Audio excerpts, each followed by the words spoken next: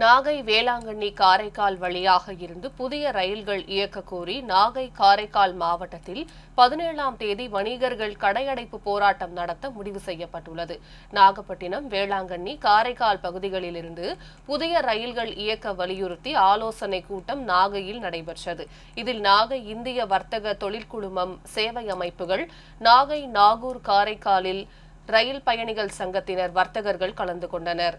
இந்திய வர்த்தக தொழிற்குழும தலைவர் மனோகரன் தலைமையில் நடைபெற்ற ஆலோசனைக் கூட்டத்தில் மதுரை, புனலூர் விரைவு ரயிலை காரைக்கால் வரை நீட்டிப்பு செய்ய வேண்டும், வாரம் 2 முறை இயக்கப்படும் எர்ணாகுளம், வேளாங்கண்ணி விரைவு ரயிலை தினசரி இயக்க வேண்டும் என வலியுறுத்தப்பட்டது.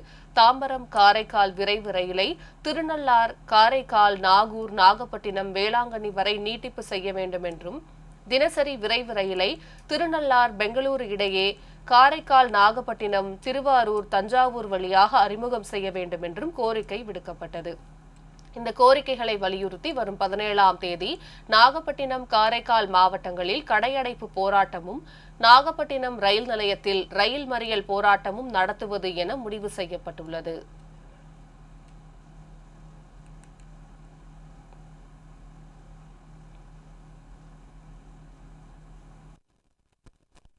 நாகூர், வேளாங்கண்ணி பகுதியை சேர்ந்தவர்கள் எல்லாம் இந்த இந்திய வர்த்தக தொழில்நுட்பத்தில் முன்னெடுக்கிற இந்த நடவடிக்கைக்கு முழு ஆதரவு கொடுத்து இந்த ரயில் சேவையை இந்த நாகை மக்கள் பயன்பெறும் வகையிலும், அதுபோன்று இந்த நாகப்பட்டினம் என்பது இன்னைக்கு பெரிய கப்பல் ஸ்ரீலங்காவுக்கு சென்று கொண்டிருக்கிறது.